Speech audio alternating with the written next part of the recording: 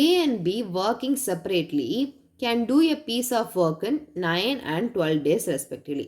ஏயும் பியும் தனித்தனியாக ஒர்க் பண்ணாங்கன்னா ஒரு வேலையை ஏ வந்து 9 டேஸில் முடிச்சிருவாங்க, பி வந்து 12 டேஸில் முடிச்சிருவாங்க.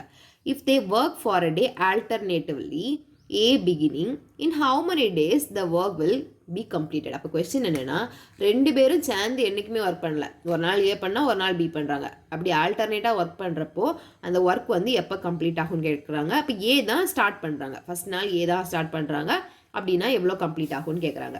சரி, ஃபஸ்ட்டு இப்போ ரெண்டு பேரும் சேர்ந்து ஒர்க் பண்ணாங்கன்னா எவ்வளோ நாளையில் ஒர்க் முடியும்னு பார்க்கலாமா?